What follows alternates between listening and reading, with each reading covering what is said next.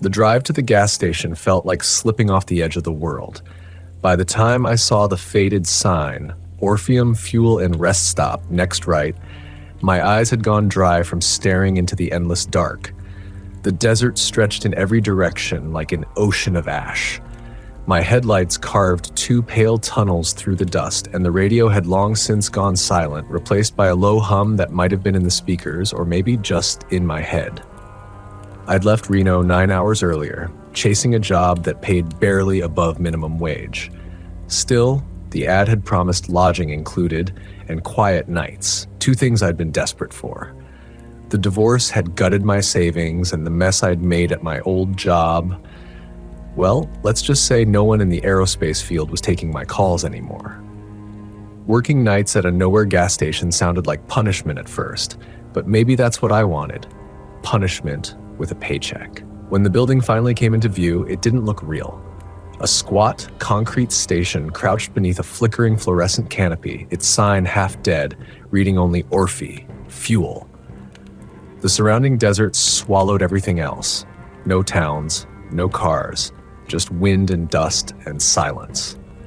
A single truck was parked near the pumps. It looked old, too old.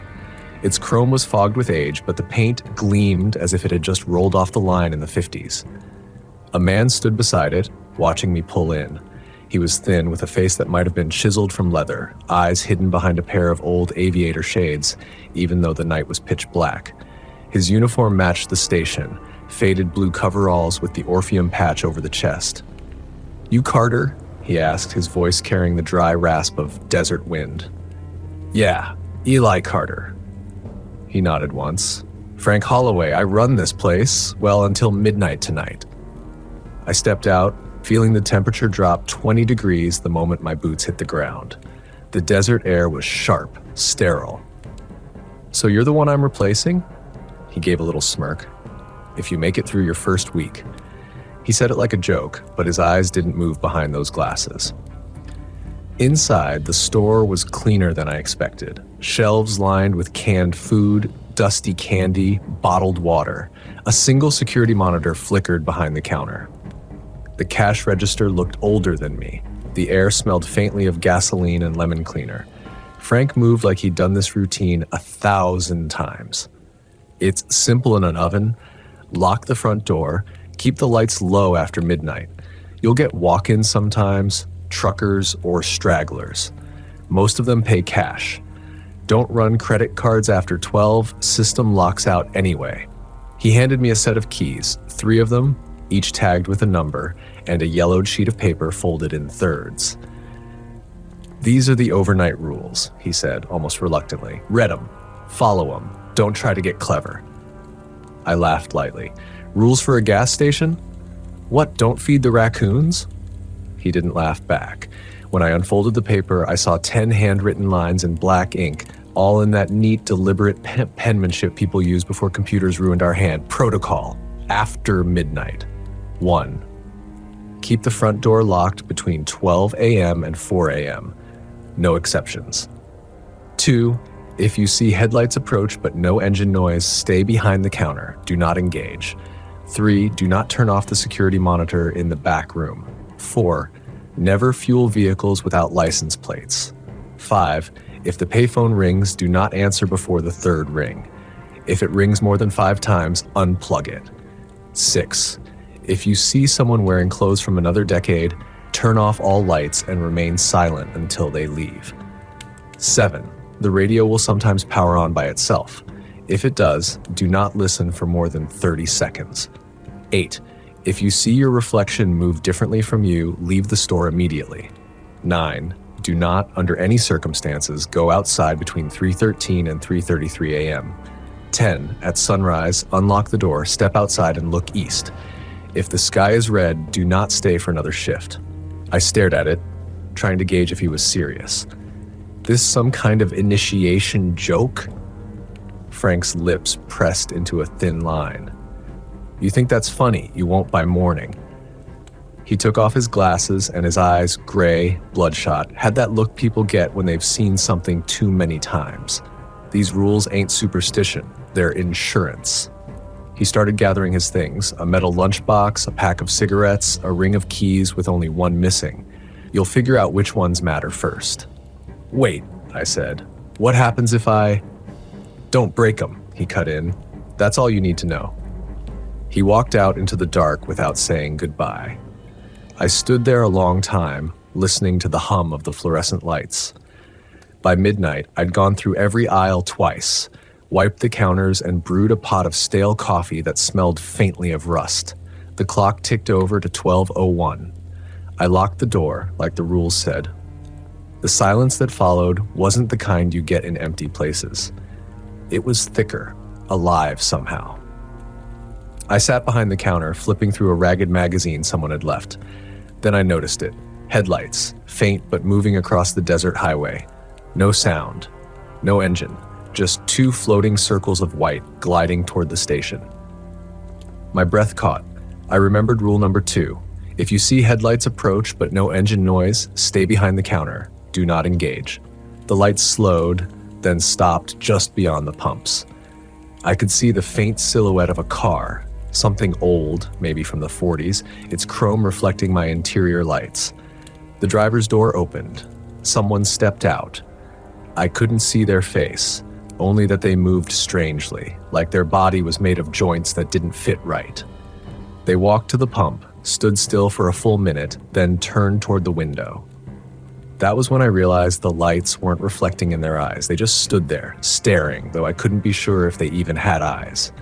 The security monitor flickered. Static crawled across the screen. Then, as suddenly as they'd come, the headlights blinked out. Darkness. The hum of the lights overhead died, one by one. The radio on the back shelf clicked on with a burst of white noise. Then a voice, faint, distant, speaking in a slow monotone. Carter, do you remember what you left behind? The coffee mug slipped from my hand and shattered on the tile. When I turned toward the radio, the sound stopped. The lights came back. And outside where the strange car had been, there was nothing. No tracks, no tire marks, no disturbance in the dust. Only the faint impression of footprints leading right up to the glass door and stopping there, right where I stood. I didn't sleep that morning. By the time the sun cracked over the horizon, I was still behind the counter, staring at those footprints that had vanished with the light. The desert around the station looked normal again, muted tans and pale yellows stretching to infinity. But I couldn't shake the feeling that something had been watching me all night, waiting for me to make one wrong move. When Frank didn't show up by 8 to check in like he said he would, I tried calling the number he'd scribbled on the staff board. It rang twice, then clicked into static. Not a dial tone, not even silence, just the same hollow hiss I'd heard on the radio. I hung up before it could make words again. The next few hours passed in a blur. A couple of truckers stopped by, the kind of men who've seen too much asphalt and too little sleep. They bought coffee, asked about the weather up north, never looked me in the eye. One of them mentioned that the road through Eureka Canyon had been shut for 3 days after a chemical spill, though the government hadn't said what kind. The way he said it made my stomach turn. By mid-afternoon, the air conditioner coughed and died, leaving only the hum of insects in the distance. I tried to nap in the back office, but every time I closed my eyes, I saw those headlights gliding across the sand, silent as a dream. When dusk came, I almost talked myself into quitting. I'd left a lot of jobs before, some with better pay, all with better odds of staying sane. But quitting meant heading back into the world I'd tried to escape. The ex-wife who'd stop answering my calls, the empty apartment, the debts I couldn't outrun. I needed the paycheck, however small, so I brewed another pot of coffee, locked the door at 11, and waited for midnight. The desert has a way of changing after dark. The horizon seems closer, like the stars have bent down to listen. There's no wind, no sound, just the slow pulse of your own blood in your ears. That night, I heard it again. The hum in the radio, faint and rhythmic, almost like breathing. I unplugged it this time. Midnight came and went without headlights. I started to think maybe last night had been a fluke. Maybe I'd been exhausted, hallucinating from stress and caffeine. Maybe Frank had written those rules as some weird hazing ritual. At 12:37, the payphone by the front door rang. The sound was sharp, slicing through the stillness. I froze. Rule number 5. If the payphone rings, do not answer before the third ring. If it rings more than 5 times, unplug it. The first ring echoed off the windows. I counted the seconds between each one. 1 Mississippi, 2 Mississippi, forcing myself to stay calm. Second ring, third. I lifted the receiver. Orpheum fuel, I said, my voice cracking more than I wanted. There was nothing, just faint static. Then a whisper, close enough that I could feel breath through the line. Did you lock the back door, Eli? I turned slowly toward the rear hallway. The door was still shut. I could see the metal latch glinting under the fluorescent light. Who is this? I asked. Silence. Then the voice came again, lower this time. You should lock it again. The line went dead. My heart pounded so hard I thought it would break a rib. I hung up, walked to the back door, and checked the lock. It was still latched. I twisted the bolt anyway. The moment I did, a sound came from the other side, a soft scrape, like a fingernail dragging across metal. I stepped back, every instinct screaming to run, but my legs wouldn't move. The scraping came again, followed by a faint, slow tapping. 3 beats, a pause, then 2. I whispered to no one, Frank, what the hell did you leave me with? The tapping stopped. I stayed there for what felt like an hour, waiting for the next sound. None came. Eventually, I went back to the counter, kept the security monitor in my peripheral vision. The black and white feed showed nothing but the empty lot, the pumps standing like sentinels in the dark. At 2:11 a.m., something flickered on the screen. For a second, the camera outside the station showed snow. Thick, heavy flakes falling across the pumps, piling against the asphalt. But when I looked out the window, there was only dry sand. I stared at the monitor again. The snow kept falling, but in the middle of it, something moved. A figure, walking toward the door. It wasn't Frank. It wasn't anyone. The outline was wrong. Too tall, too thin, its proportions slightly distorted, as if the camera lens was bending around it. The feed crackled. Lines of static rippled through its shape, like it was distorting the signal itself. The figure stopped directly in front of the glass door. The lights inside flickered once. Then the monitor went black. I turned, expecting to see something there, but the doorway was empty. Only my reflection stared back at me from the glass. For a second, I thought I saw it blink after I did. I lunged back and turned off the interior lights, my breathing fast and shallow. The store plunged into shadow. Outside, the desert seemed to glow under the starlight, every grain of sand a tiny blade. I stood there for a long time, clutching the counter like it could save me. Eventually, the monitor came back on by itself, static fading into the same empty lot. It wasn't until I started to relax that I realized the payphone was ringing again. This time, it didn't stop. The shrill sound cut through the dark over and over, faster now, almost frantic. I counted 5 rings, 6, 7, then grabbed the cord and yanked it from the wall. The ringing didn't stop. It echoed through the receiver still in my hand, a sound that wasn't mechanical anymore, but wet, organic, pulsing like a heartbeat. Then, beneath the ringing, I heard whispering again. Dozens of voices overlapping, some familiar, some not. One of them sounded like my ex-wife, another like my father. And then, fainter than the rest, my own voice. Don't stay here, Eli. The line went dead again. When I looked up, the security monitor was showing something new. The back hallway. The door I'd locked was wide open, and someone or something was standing halfway through it, its hand pressed flat against the frame as if deciding whether to come in. The camera flickered once more, and for a heartbeat it looked like me standing there. Same posture, same clothes. But the eyes, those weren't mine. They were black, hollow, and dripping something that moved like oil. I backed away, reaching for the keys Frank had given me. My fingers shook so hard I dropped them. When I bent to pick them up, a cold wind swept through the store, carrying the smell of iron and burnt paper. The door slammed shut on the monitor, and every light in the building went out. For a few seconds, there was nothing, no sound, no movement, not even the faint hum of electricity. I crouched there, gripping the counter, the keys cold in my hand, my eyes strained in the dark, catching only the faint glow of the desert moon through the front windows. The silence was suffocating, a vacuum that pressed against my eardrums. Then something clicked inside the walls. Once, twice. A third time. Like the power grid coughing awake. The lights above me flickered, buzzed, and came back on. But the store wasn't the same. The air was thicker now, as if the temperature had dropped 20 degrees. The shadows along the corners seemed to pulse, breathing with the rhythm of my own heart. I turned toward the back hallway, toward the door that had been open on the monitor. It was closed again. Locked. Perfectly still. The camera feed showed the same. Nothing. But the floor beneath it, the dust on the tile, was marked by footprints. Bare feet. Dozens of them, overlapping, circling, stopping inches before the counter where I stood. I wanted to run. My every instinct screamed, get in your car, drive until the sun rises, never come back. But the desert outside the windows didn't look right anymore.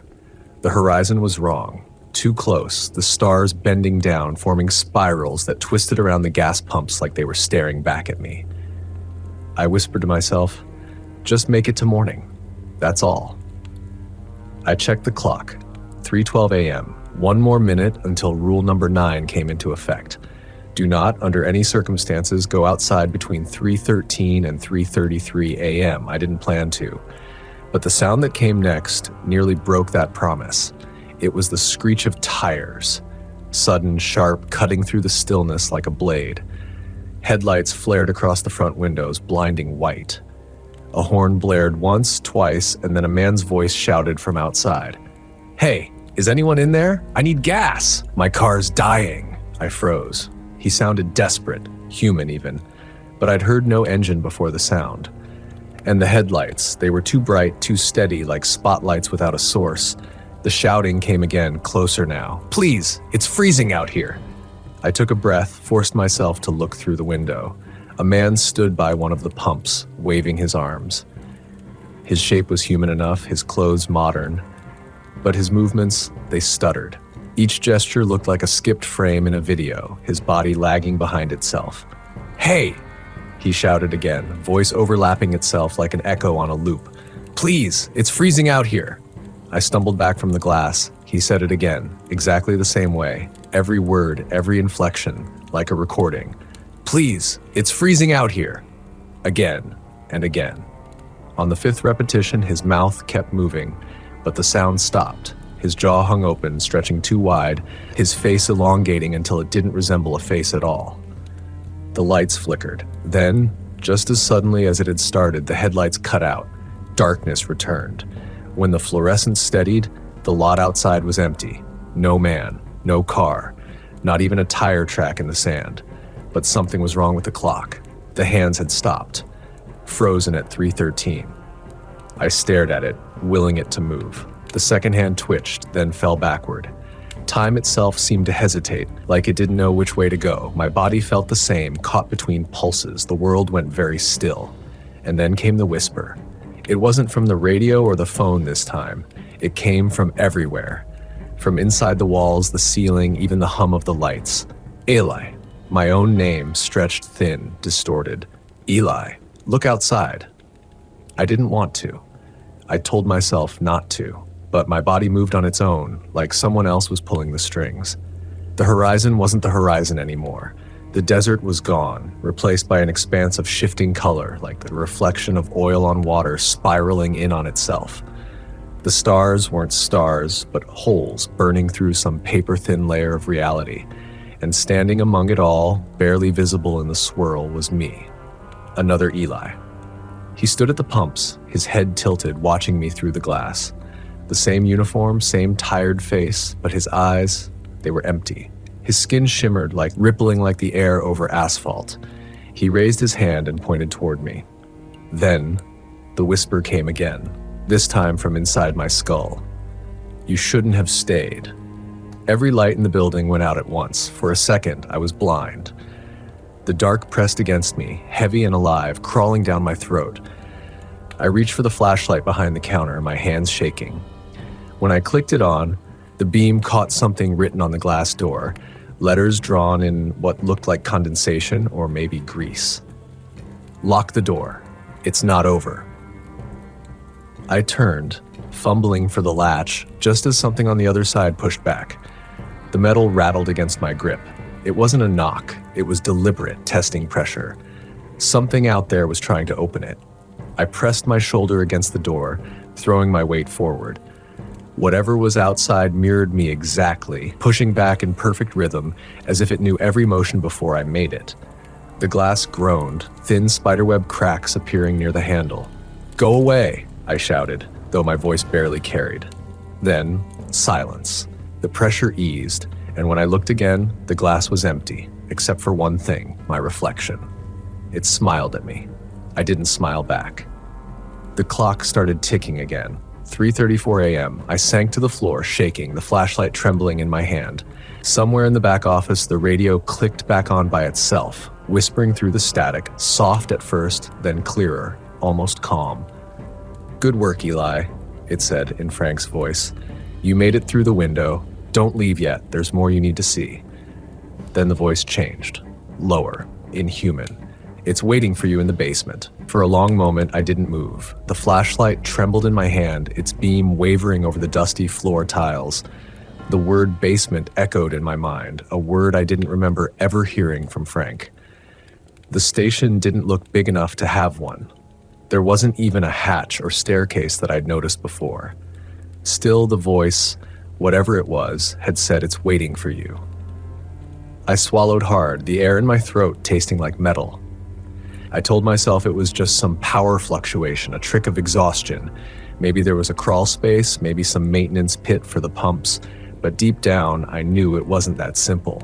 Nothing here was. I forced myself to move, stepping behind the counter toward the back office. The radio was still hissing, a low pulse like distant thunder. When I touched it, the static grew louder, almost eager. The dial glowed faintly red, even though it wasn't plugged in anymore. "Frank?" I whispered. The hiss deepened into something wet, a sound like whispering through blood. I pulled the cord from the wall again, but the glow stayed. That's when I noticed it. Behind the filing cabinet in the corner, half concealed by a rack of oil filters. A square outline in the linoleum, maybe 3 feet wide, the edges faintly scorched, a hatch. The air around it was colder, heavy enough to make my ears pop. I crouched, brushing away the dust. The metal latch was rusted but warm to the touch, unnaturally warm, like skin. Rule number 3 came to mind. Do not turn off the security monitor in the back room. I glanced toward the screen. It showed the same still image of the pumps outside. Nothing moving, no sound. But then, at the very bottom corner of the feed, something shifted. The image panned slightly, though I hadn't touched the controls. The camera tilted down, focusing on the spot beneath the building, as if it knew where I was. And then the words appeared on the screen, pixelated but legible. "Go down." The flashlight flickered once, twice, and I realized I was holding my breath. I almost turned back then, almost walked out, got in my car, and left the desert behind. But the truth was, I couldn't leave. Not because I didn't want to, but because I knew somehow, if I stepped outside before sunrise, I wouldn't find the road. I'd find the same gas station waiting for me. So I lifted the hatch. The hinges groaned like something waking up. A rush of air poured out, thick and cold, smelling of iron, oil, and old rain. My flashlight beam vanished into blackness. Metal steps led downward, slick with condensation. As I descended, the temperature dropped further until I could see my breath. The walls weren't concrete, they were smooth, almost polished, with veins of something faintly luminescent running through them. The light pulsed like a heartbeat, slow and rhythmic. Halfway down, I began to hear a sound, low, steady, almost like chanting. Not words exactly, but syllables that rolled through the space like waves. I told myself it had to be machinery, maybe a generator. But no generator hums with that kind of cadence. When I reached the bottom, the stairway opened into a wide chamber. The flashlight revealed a space far larger than the building above could ever contain. The ceiling was lost in darkness, the air trembling as if filled with invisible motion. Rows of old fuel drums lined the walls, but between them were things that didn't belong. Mechanical parts fused with bone, circuits running into shapes that might once have been human. In the center of the floor was a table, and on it, a ledger.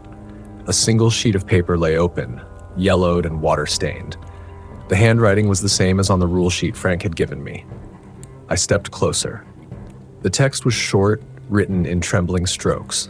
They told us to build it here because the lines cross, the ground hums with their breath. Don't look at it when it moves. Don't listen when it remembers. Below that was a list of names, 6 of them, each crossed out except the last one. The last name was mine. Eli Carter.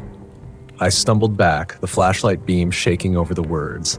The air seemed to shift, like something massive had drawn a slow breath beneath my feet. The floor vibrated softly. Then I heard it, the voice again, but clearer this time, coming from everywhere and nowhere at once. Now you understand. The drums along the wall began to rattle, their lids flexing outward as if something inside was pushing. The sound built into a low rumble. Frank tried to leave, the voice said. He saw the cracks in the world. You're the replacement, Eli. You feed the line now. I'm not. My voice broke. I'm not part of this. But the air disagreed. The glow in the walls brightened, veins of light running upward like veins in a body. The shapes in the corners shifted, stretching, their outlines almost human before melting back into shadow. I ran for the stairs. The metal was slick beneath my boots. Halfway up, the lights went out again, and something followed me. Not footsteps, exactly, more like pressure. A distortion in the air that pressed against my back, closer each time I moved. I climbed faster, the flashlight beam stuttering as if it too were afraid. At the top, I slammed the hatch shut, twisting the lock until my fingers cramped.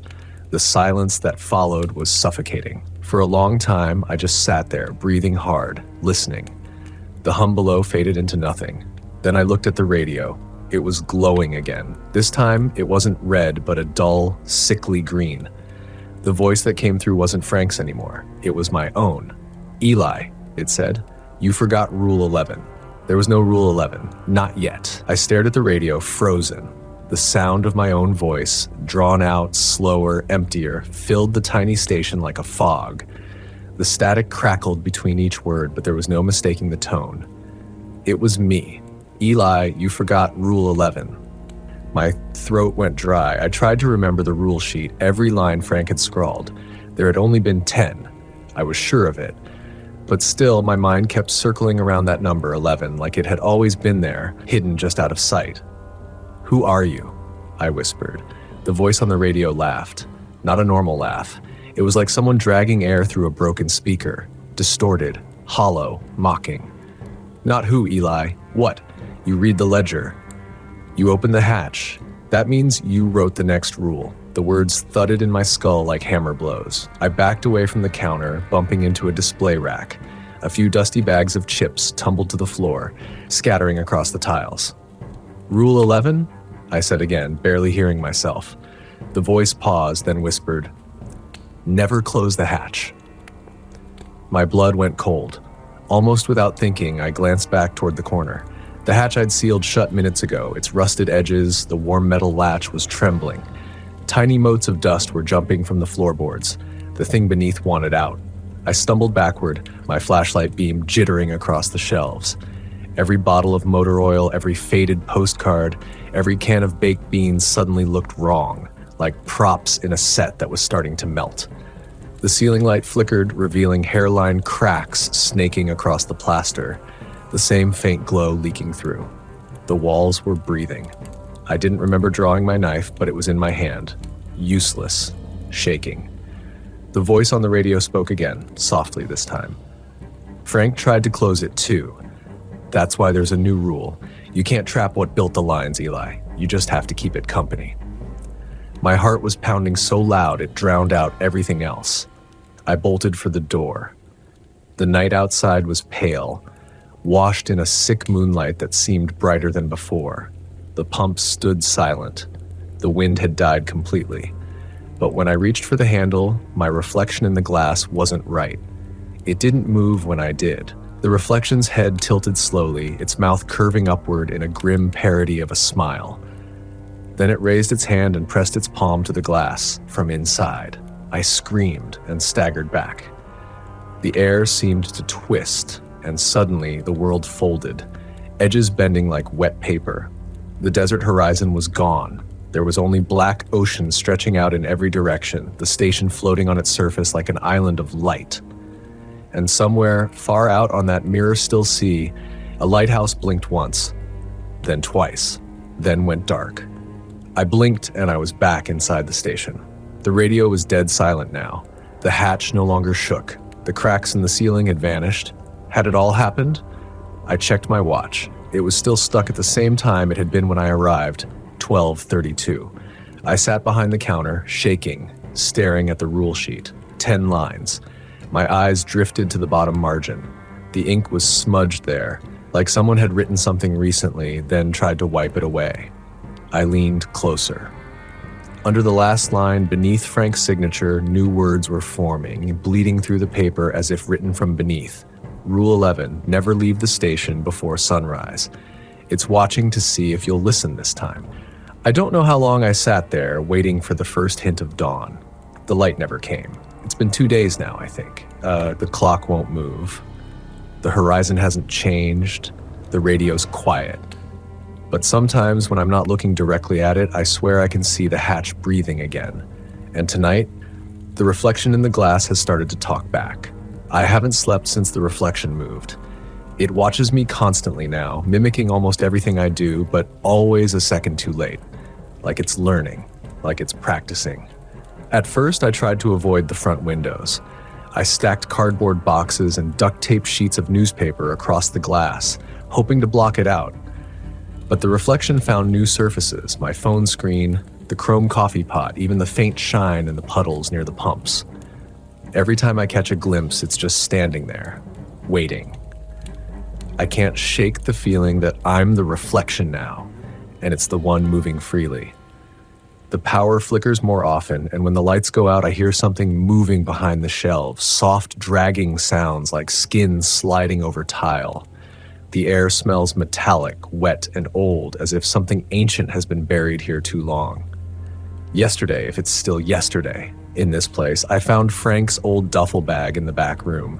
Inside were 3 things: a revolver with 1 bullet missing, a half-empty thermos of black coffee gone rancid, and a spiral notebook with pages warped by oil stains. The first page said, "If you're reading this, it means the shift chose you." I read it 3 times before continuing. Frank had written about the Watchers. Not customers, not human. He said they come disguised after midnight, testing whoever works the counter. They want to see if you'll follow the rules, he wrote. If you slip up, they take something from you, something small at first. A memory, a sound, eventually the whole of you. He described the same radio, the same hatch, but his rules were different. There were only 9. No mention of an 11th. Then, scrawled across the back cover, he'd added a single phrase: "They make you write more rules so you'll think you have control." I closed the notebook and shoved it away. But I couldn't ignore the last part. Every night since that first broadcast, I've heard faint scratching coming from under the counter. When I finally pried open the drawer, I found a second set of papers, another copy of the rule sheet. Same handwriting as mine, same ink. Except this one had 12 rules. The new ones were written in a language I didn't recognize, curved symbols that hurt to look at. Just staring too long made my eyes water, my head throb. But when I blinked, I could almost understand them, as if the meaning was being whispered from somewhere far beneath the floor. That was when I noticed it again. The hum. It wasn't from the lights or the fridge.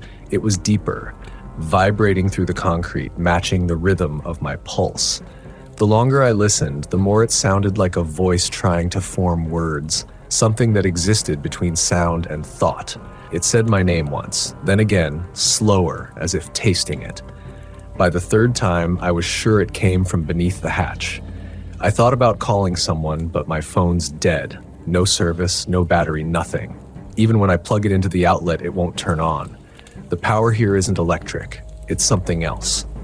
Last night, around what I think was 3 a.m., headlights appeared on the road. A pickup truck, old and loud, pulling up beside pump number 2. My first customer in days. The driver didn't get out right away. He sat there, staring straight ahead through the windshield. The headlights stayed on, illuminating the dust and moths swirling in the air.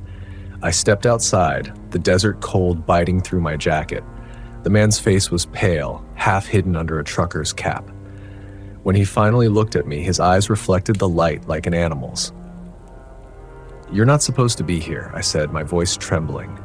He smiled. Too wide, too slow. "Neither are you, Eli. My name again. How do you know me?" He tilted his head, almost amused. "We all do after a while. You keep the light burning for us." I took a step back. The air around the truck rippled, like heat distortion. But the night was cold, cold enough that my breath came out in fog. The hum beneath the ground grew louder, syncing with the sound of the idling engine. Then the man leaned forward, his voice lower now. "Tell me, did you follow Rule 11? Before I could speak, he reached for the passenger door.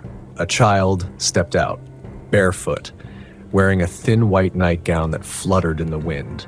Her eyes were hollow, skin the color of paper. And in her hand, she held a crumpled piece of paper. She held it up to me, the same rule sheet, except hers ended at Rule 12. I wanted to run, but my legs wouldn't move. She looked up at me, her voice flat and distant. 13 is coming. Then the headlights flickered, and the truck was gone. No sound of an engine, no tire tracks, no wind, just silence. I stumbled back into the station, locking the door behind me. My hands wouldn't stop shaking. On the counter, the radio clicked on by itself, and a new voice spoke. Not mine, not Frank's. Something stretched and wrong. "Eli, write it down." The pen beside the register rolled toward me. I don't want to, but I can feel it pressing inside my head now, whispering what to write. Rule 13. If the child hands you the paper, you are already inside the next shift. I think I just started it. The station doesn't feel like the same place anymore. The walls have changed color, barely, subtly. What used to be a faint yellowish hue has taken on a gray-green tint, like mold beneath paint. I tried to convince myself it was just the light, the flicker of those dying bulbs above me, but even when I shut them off and used my flashlight, the color stayed. And the smell. God, the smell. It's thick now, not just metal and oil, but organic, like rainwater pooling in a grave. I keep hearing dripping, though nothing in here leaks. When I woke, if that word even means anything here, the clock still said 12:32. The second hand twitched every so often, jerking forward, then snapping back. I can't tell if time's moving or not. The radio hasn't spoken since last night, but I can feel the static hum through the air like static cling. Every so often it crackles without warning, a single burst of white noise that makes the glass tremble. I've been reading more of Frank's notebook. Between pages filled with strange diagrams, circles overlapping like ripples in water, he wrote something that caught my eye. There's no outside after the 13th. You're not guarding the door anymore. You're inside it. I didn't understand at first, but then I remembered the girl. Her voice, flat, impossible, saying you are already inside the next shift. And I started noticing things. The desert horizon beyond the glass, it's wrong. The road that used to stretch straight west toward Tonopah now curves just slightly toward the north. The stars overhead aren't where they should be. Orion looks fractured, the belt bending upward. When I stand outside, the wind doesn't touch me anymore. It moves around me like I'm the absence of something that used to be human.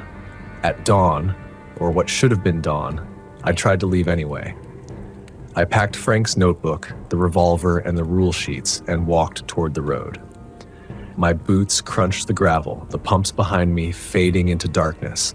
But the further I walked, the more the road stretched. It didn't end. I turned back, thinking I'd see the station growing smaller in the distance, but it was right there, 50 feet behind me. No matter how far I walked, I was never more than 50 feet away.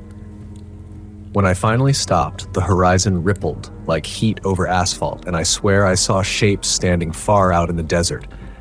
Dozens of them, unmoving, watching. Their outlines were thin and wrong, too tall, heads too narrow. They looked like silhouettes of people who'd forgotten how to be people, and one of them raised its arm. That was enough.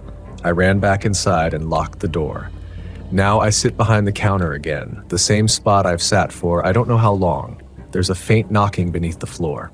Not loud, not urgent, just steady. I keep thinking of Rule 1. Do not open the hatch unless you hear tapping 3 times, then silence. This isn't 3 taps. It's endless, a heartbeat underground. I try to ignore it, but the rhythm is starting to sync with my pulse again. My chest tightens every time it stops, like my own heart forgets to beat until it starts again. The mirror behind the counter shows my reflection, and it's still delayed, but it's not copying me perfectly anymore. Its eyes move before mine do now. Its mouth twitches when I stay still, and it's smiling. I tried smashing the mirror with my flashlight, but it didn't break. The glass rippled instead like water. My reflection's smile widened. It raised its hand slowly and pointed, not at me, but at something behind me. When I turned around, the hatch was open. I didn't hear it move, didn't feel air shift. It was just open. The air pouring out of it wasn't cold or warm. It had no temperature, no smell, but it made every nerve in my body want to crawl away from my skin. Something down there moved. I shone my flashlight into the darkness, but the beam just stopped halfway, cut off like it had hit a wall of smoke. For a moment, I thought I saw fingers, long, jointed, pale as candle wax, curling up the ladder. Then the light died. The next thing I knew, the hatch was closed again, and there was a new piece of paper on the counter. My handwriting. My pen. Rule 14. If the hatch opens by itself, do not look inside. It will notice. I don't remember writing it, but I signed my name. Now, the knocking stopped. The hum has changed pitch. Higher, more constant, like a distant choir singing through concrete. The cracks in the ceiling are back, and something bright is seeping through, not light, but awareness. I think it's watching me through every surface. The reflection, the cracks, even the lettering on the rule sheet, they all shimmer when I move, like eyes adjusting to focus. And I swear to God, I can hear Frank whispering from somewhere deep beneath the hatch. It never ends, Eli. The shift never ends. I think he's right, because when I blink, I'm standing outside again, 50 feet from the door, and the station's lights are flickering like someone else just clocked in. And from the speakers above the pumps, my own voice says, "Welcome to your shift. Please review the rules before midnight." I can't tell how long I've been trapped in this loop. Days, weeks, years. Time doesn't exist the way it used to. The clock on the wall flickers between impossible hours. Every time I try to step outside, the desert stretches endlessly, a horizon that bends and warps, curling back toward the station. The asphalt twists under the faint moonlight like it's alive, breathing.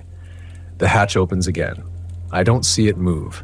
I just notice it, like a shadow peeling itself from the floor. I don't look. I can't. My hands tremble on the counter, gripping the flashlight and the pens, the rule sheets, the notebook. My reflection stares back at me, smiling, tilting its head just slightly to the left, eyes empty but knowing. The radio flickers on by itself. Not static this time, just silence, long and heavy, like the world is holding its breath.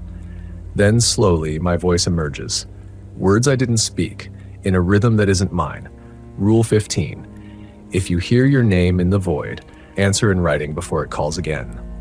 I don't have paper. I don't have a pen.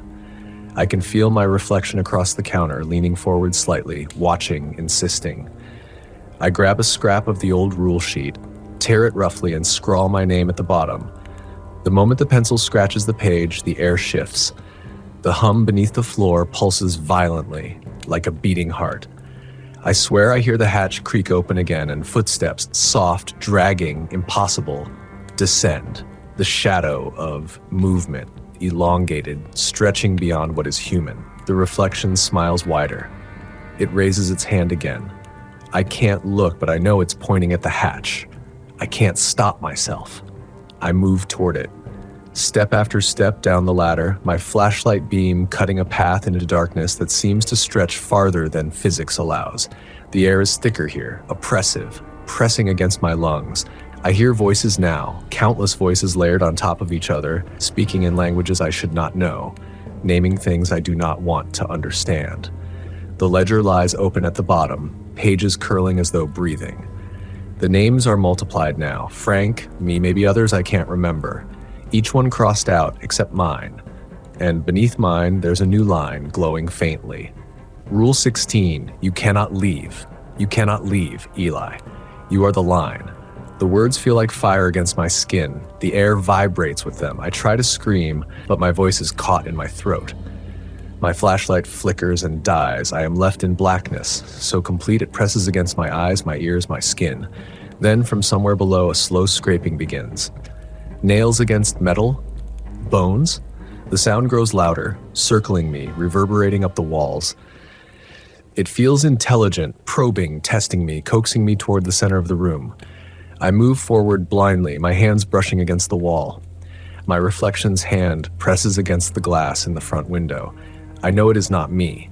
Its smile is wide, impossible, its eyes black and endless. I step onto the floor in the center of the chamber. The ledger rises slightly, floating, pages spinning as if caught in water. The air tastes metallic, bitter, alive. A whisper rolls through the chamber, and it's not one voice, but 1,000 layered together. Welcome to your shift. The hatch slams shut above me, and I realize the room has changed. I am no longer standing on concrete. Beneath my feet, the floor ripples like liquid obsidian. The walls have vanished. Above, a black void stretches infinitely. And then I see it, a shape, vast and incomprehensible, coalescing in the void. Not fully formed, always shifting, impossible geometry folding in on itself. It hums, a vibration that tears at my perception. My name echoes from its mouthless form. Eli, Eli, Eli, I want to run, but I can't. My legs feel like they belong to someone else. My reflection appears beside me, identical, smiling, reaching for the ledger. I try to resist, but the pen in my hand moves on its own. I write the next rule. The shapes above, below, and around me thrash subtly as if satisfied. The void vibrates with understanding. Rule 17. Keep the line open. If you close it, you cease. If you write it, it writes you. I drop the pen. It clatters onto the black floor and sinks without a sound. My reflection looks at me, tilts its head, and smiles one last time. Then it disappears. The room is quiet, I am alone, but I know I am not. Because the hatch opens again. The light from above seeps in, faint and gray, like dawn filtered through fog, and yet I know there is no sun left here. The hatch's outline glows in a perfect square, and the air pouring down through it hums with quiet resonance, the kind that makes my bones feel hollow. Something's moving up there. I hear the shuffle of shoes on tile, the soft clatter of the counter bell, the same one that used to jingle when customers walked in. My breath catches. There's a new voice, faint, human, or trying to be. Hello? Anybody working tonight? A stranger. But how could there be a stranger here? The road doesn't lead anywhere anymore. The sky doesn't change. The shift doesn't end. Still, I hear him, boots scuffing the floor, a cough, the faint, nervous tapping of his on the register. I should feel relieved, proof that something human might still exist, but all I feel is dread, because the hum beneath the floor begins to mimic the man's footsteps, a perfect echo. I climb the ladder slowly. Each rung feels softer than the last, like the metals melting into my palms. The moment my head breaches the hatch, the air above is still, heavy, expectant. And there he is. A man in his 30s, tired eyes, grease-stained jacket. He looks normal, too normal. He turns when he sees me, startles, then lets out a nervous laugh. Damn, you scared me. Place looked empty. His voice sounds flat, like a recording. Who are you? I ask. Name's Kyle. I got hired last week. They told me to start the night shift here. My throat tightens. The radio on the counter hisses once, faintly. The reflection in the glass behind him is already smiling. I realize what's happening. He's the next one. I glance toward the rule sheet pinned to the wall. It's blank now, no ink, no writing, just faint indentations like words pressed into flesh. The paper ripples softly, breathing. Kyle frowns when he sees me staring. "You okay, man?" "You look like hell." I step out fully from the hatch. My hands are shaking. I can feel something behind my eyes, an awareness crawling inside, pressing outward, rewriting me one nerve at a time. "You shouldn't be here," I whisper. He chuckles awkwardly. "Yeah, that's what the guy on the phone said too. Some weird warning about following rules. Honestly, this whole setup's kinda creepy." I want to scream, to tell him to leave. But when I look at the door, it's sealed again, just solid black glass reflecting an infinite desert. No exit. No escape. Kyle wanders toward the shelves, scanning the dim aisles. "So, what do you even sell out here?" "Barely anything stocked."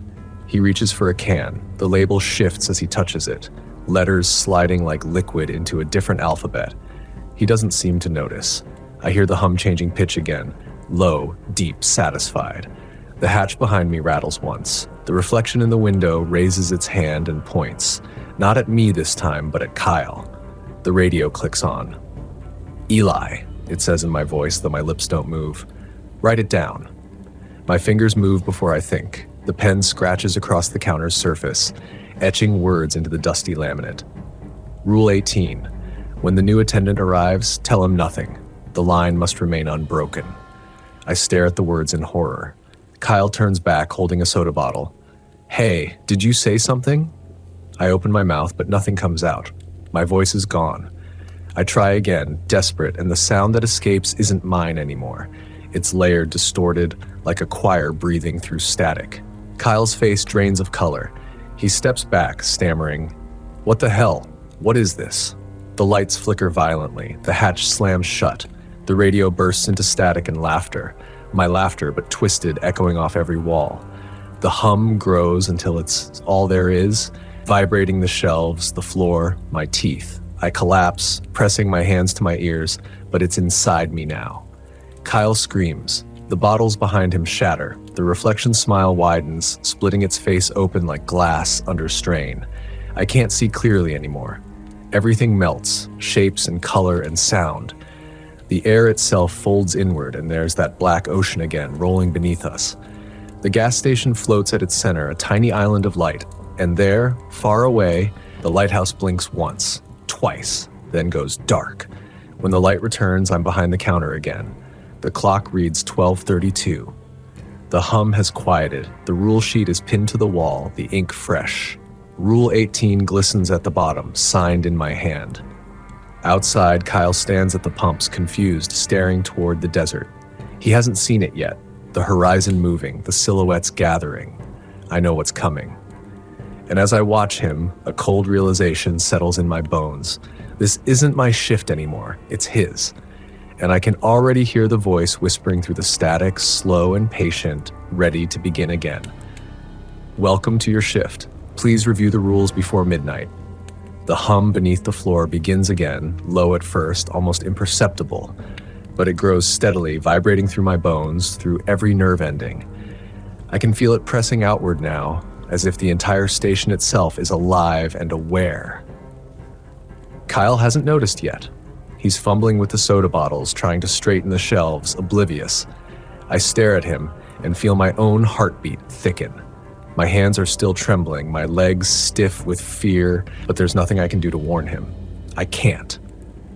Rule 18 was clear. I am not to speak. The line must remain unbroken. My voice isn't mine to use anyway. Outside, the desert horizon stretches, bending impossibly, curling like a painted scroll. The silhouettes gather. They are not human, but something like human. They do not walk. They lean, float, twist. Their limbs are thin, elongated, and wrong. Their eyes are pinpricks of black, reflecting the faint station lights. Kyle's movements become nervous. He glances toward the pumps, toward the edge of the horizon, and his lips part as if to speak. But I know the moment he does, the watchers will hear him. They are patient, deliberate, and they remember every sound. The hatch rattles below. I try not to look. My reflection in the glass behind the counter tilts its head, watching Kyle instead of me. Its smile stretches, teeth sharp and uneven.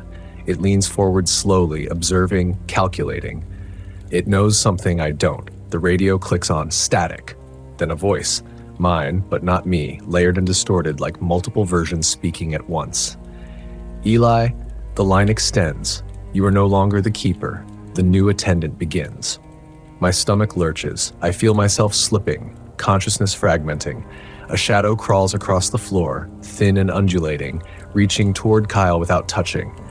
It hums in resonance with the station, echoing the rhythm of the watchers outside. Kyle finally notices. He steps back toward the counter, his eyes wide. Who are you? I can't answer. The words won't form. My reflection moves its lips, shaping something for me that I can't hear. I watch, powerless, as Kyle's face twists into fear. The hum intensifies. The black shapes outside the station lean closer, as though the horizon itself is tilting toward us. The air grows thick, wet, almost viscous. I feel the pressure on my chest, my temples rack the beating of a rhythm not my own. The hatch below creaks again, and I see movement. Long, thin fingers curling around the edge of the opening, dragging themselves upward. The blackness beneath it seems bottomless. I want to run, but my body refuses. I can't move.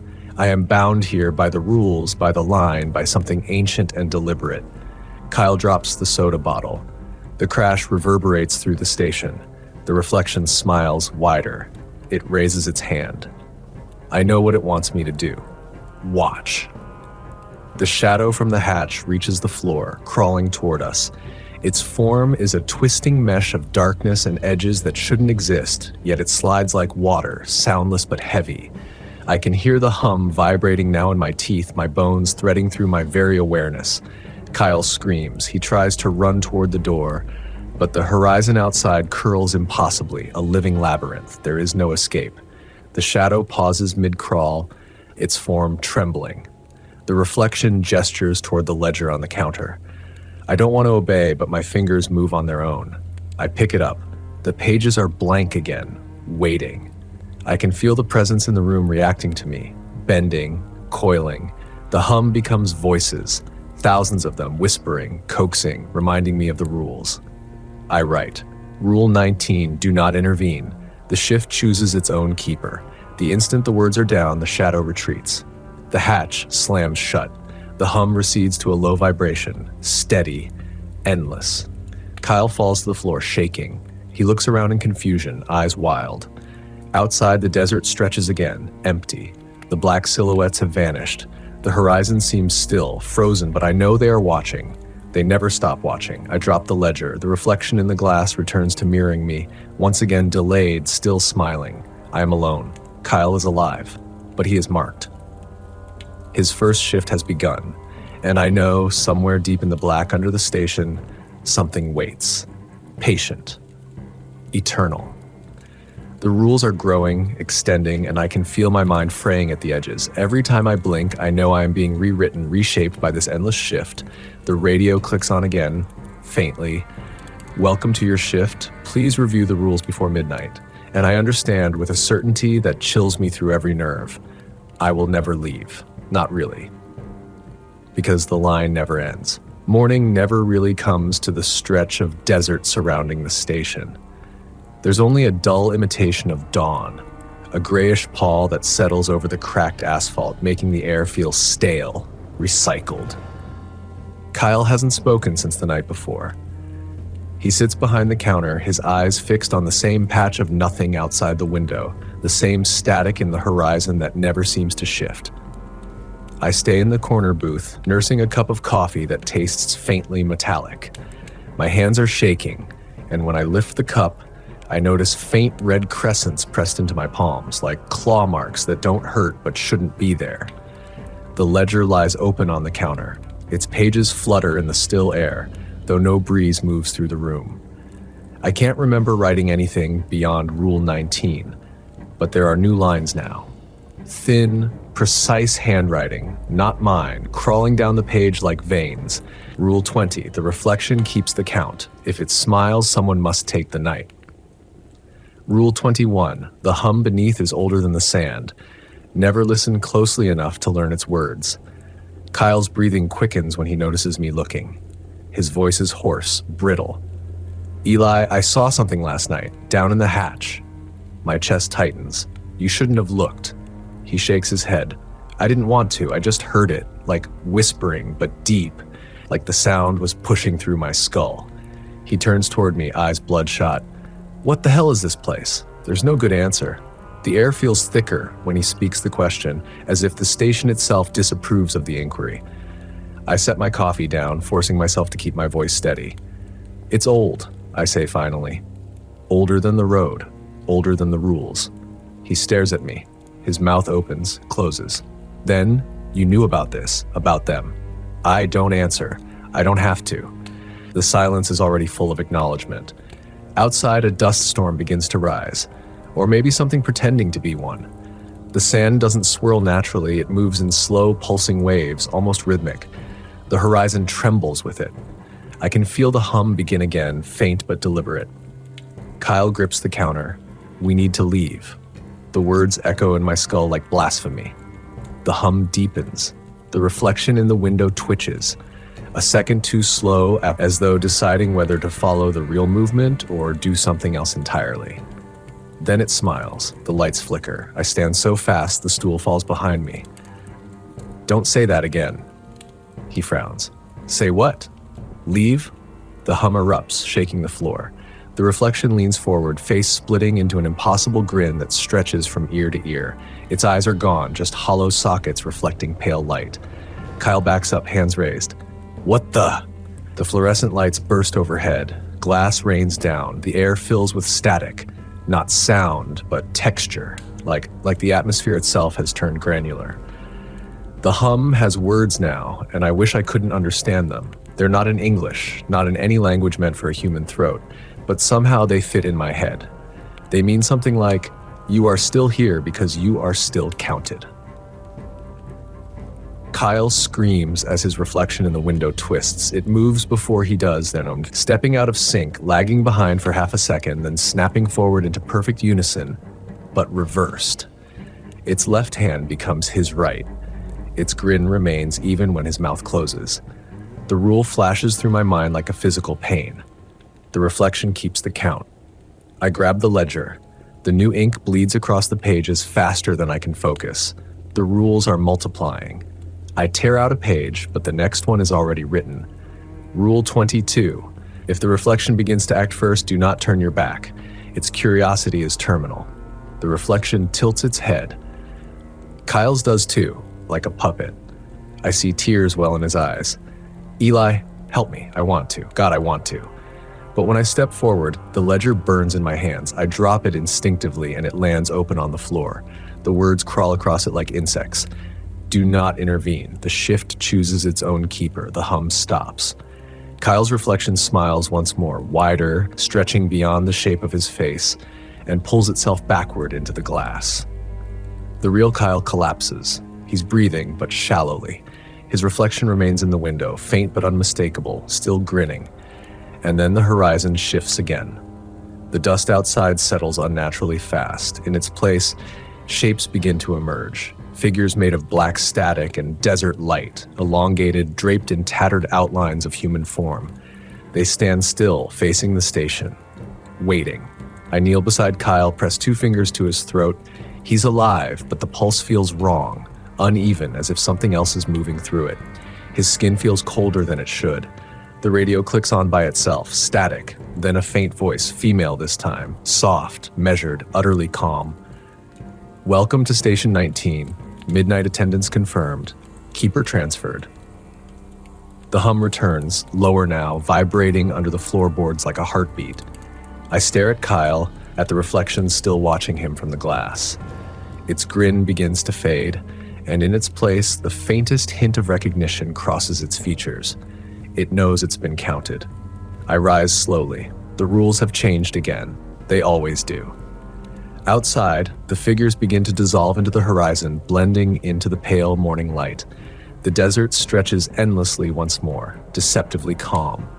I sit behind the counter and pull the ledger toward me. The next blank page waits, faintly warm beneath my fingertips. I write carefully, each word trembling through my hand. Rule 23, the reflection never forgets the one it replaces. The hum approves. Somewhere far below, the hatch opens, and I understand that the shift never ends because it isn't time that binds us here. It's the count, the unbroken line, the reflection keeps it perfect. And now, there are two of us. Night falls faster now. I don't remember it ever being this quick. One moment the sun was caught in the dunes like a dying ember, and the next it was gone. No twilight, no transition. Just black sky bruised with a faint red shimmer above the horizon like blood thinning in water. Kyle hasn't moved since morning. His body sits propped against the wall beside the cooler, eyes half open, pupils dilated. He's breathing, shallow and steady, but his chest rises at an odd rhythm. 3 slow inhalations, a pause, then a sudden sharp gasp. I stopped trying to wake him hours ago. His reflection hasn't blinked once. The ledger lies in front of me again.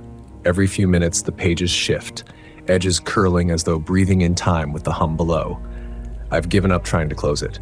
The cover warms when I touch it, as if there's a pulse under the leather. The radio crackles. Station 19, midnight call. Confirm present attendant. I clear my throat, voice hoarse from disuse. Eli Ward, I'm here. A pause. The line isn't dead. There's sound, a distant clicking, like teeth or insect legs scraping metal. Then a woman's voice, the same calm monotone as before. Confirmed. Do you have your reflection in order? I look at the glass. My reflection looks back, perfectly mirrored, expressionless. Yes, I lie. Good, the voice says. Keep it that way. You'll hear the delivery truck at 1:30. You'll sign for it. Don't look at the driver. Static swallows her. I stare at the radio, willing it to speak again, to explain. But it doesn't. It never does. The station's clock reads 12:38. The second hand ticks inconsistently, skipping forward every few beats. I pour another cup of coffee. Even though it tastes like copper now, it keeps my hands busy. The hum changes pitch. It's faint, subtle, less like vibration and more like breathing. It's listening. Then, faintly, from outside, I hear the rumble of an engine. Headlights appear on the empty road. The desert swallows sound strangely here. There's no echo, no sense of distance. The lights grow brighter until they're flooding through the station windows, burning away the reflection's face. The grin fades, replaced by an empty silhouette. The truck screeches to a stop. No dust kicks up. The air feels still, frozen. I glance at Kyle's body. His lips move. He's whispering something. Barely audible, but the cadence is clear, mechanical, reciting. I lean closer.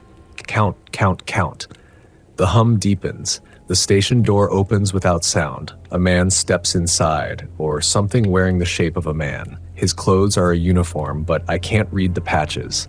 They shimmer when I look directly at them, the letters sliding away like oil on water. His face is wrong, too symmetrical, too smooth, like a mask pressed against flesh. He carries a clipboard. Delivery, he says flatly. His voice doesn't match the movement of his lips. The sound feels delayed, like it has to crawl through the air to reach me. I swallow.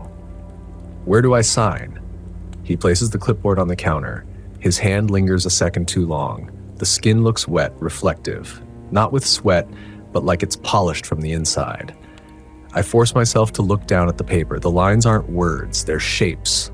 Loops, intersections, spirals that seem to twist in my vision the longer I stare. My head throbs. Sign, he says again. I pick up the pen. The tip moves before I decide to write. My hand isn't mine. The mark that forms glows faintly, fading into the page as though absorbed. He nods. Count confirmed. Then he turns and walks out. The headlights fade instantly, as if swallowed by the desert. The hum changes again. Now it's deeper, older, somehow heavier. I hear movement beneath the floor, a dragging sound like something vast turning over in its sleep. I look toward Kyle. His body twitches. His reflection's grin returns, slow and deliberate. The air around the window distorts, rippling. The ledger flips open by itself. New text bleeds through. Rule 24. When the delivery arrives, sign without question. The goods are not for you. Rule 25. Do not open the storage room, even if something knocks from inside. Almost as soon as the words finish forming, the knocking begins. At first it's soft, rhythmic, almost polite, then harder. The door to the back storage shudders against its hinges. Dust drifts from the frame. I step back instinctively. The knock stops. Then a whisper, low, scraping. Eli. My name. From behind that door, I know that voice. It's my own.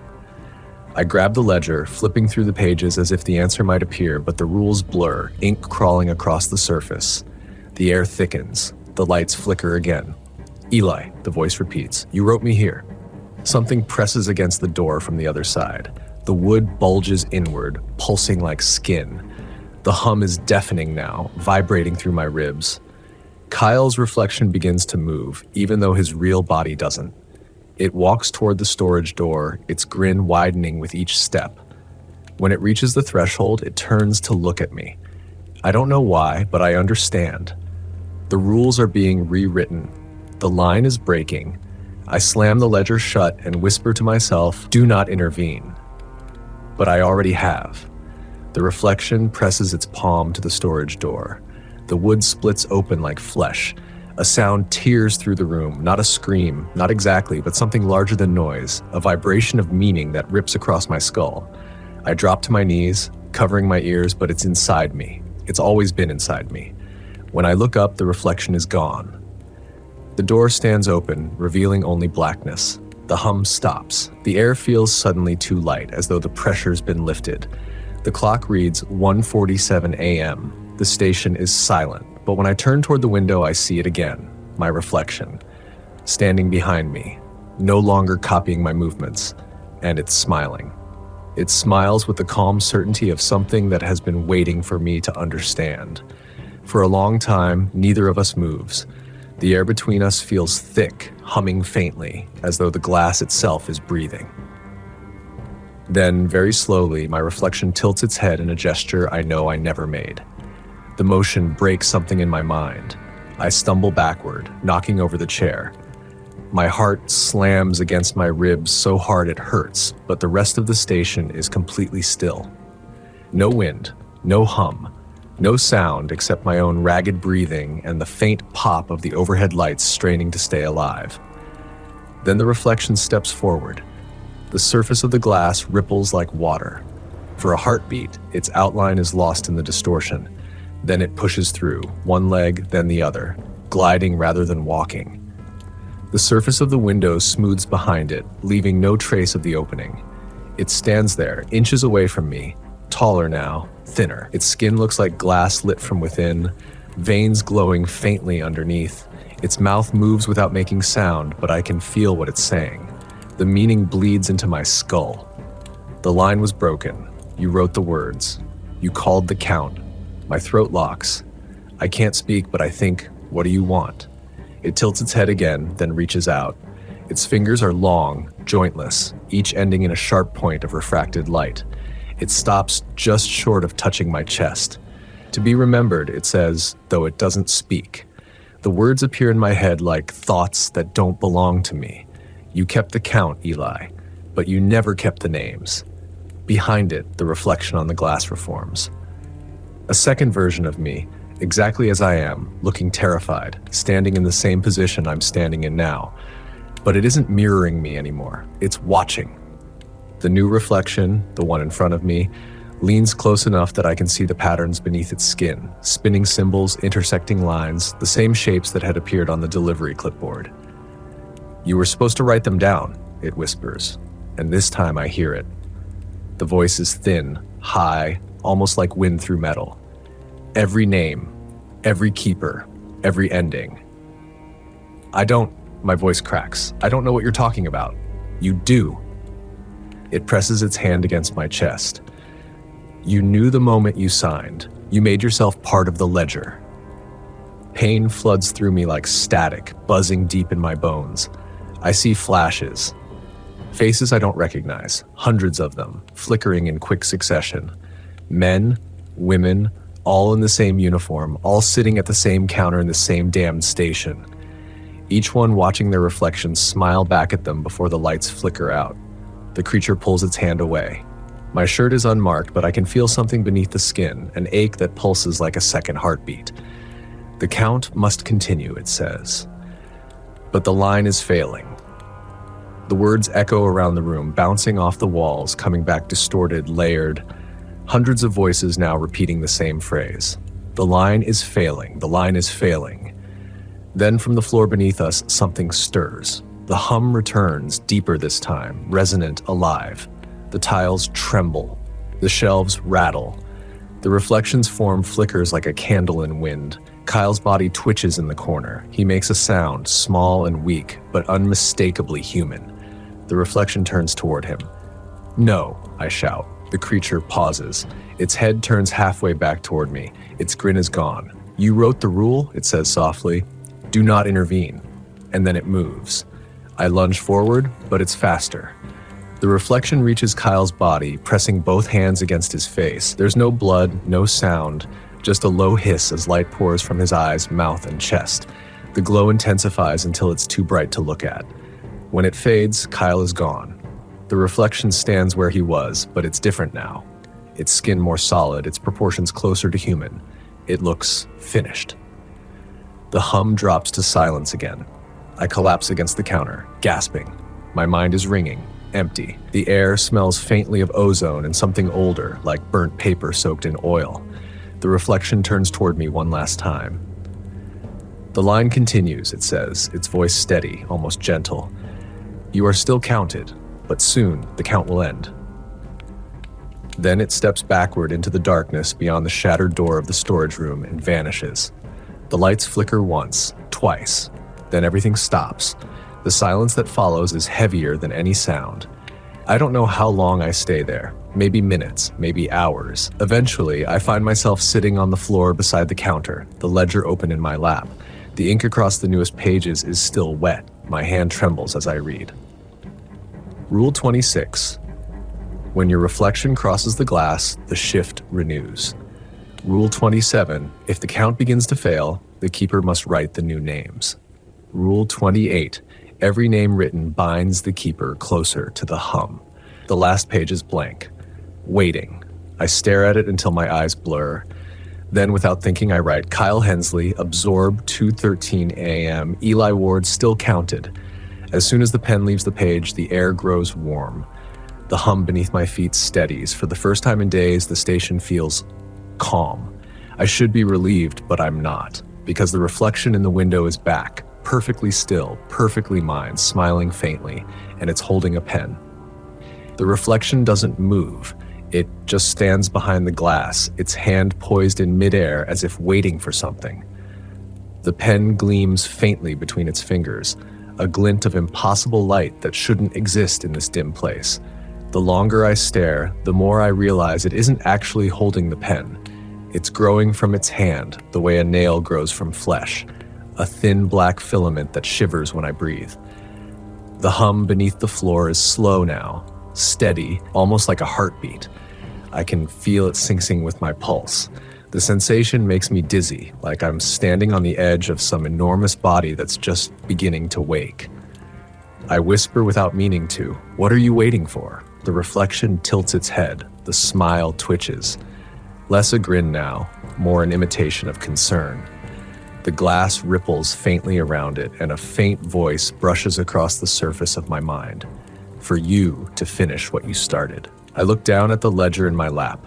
The ink from the last entry hasn't dried. It's soaking into the paper, spreading in strange geometric lines that intersect, forming patterns I can't follow. Each intersection pulses faintly with light. I flip the page, but the next sheet isn't blank anymore. There's an outline, my outline, roughly sketched in ink that moves on its own.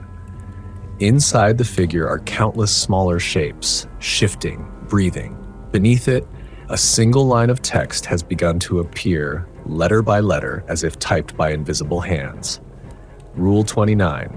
When the keeper forgets why he came, the station remembers for him. I feel my throat tighten. I try to remember why I came here, what led me to this job, this place, but my mind snags like a record caught on a loop. Every memory unravels when I touch it.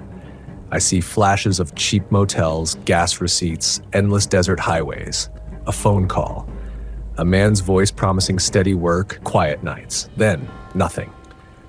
The reflection raises its hand. It taps the glass once, twice, and the station's lights flicker in rhythm.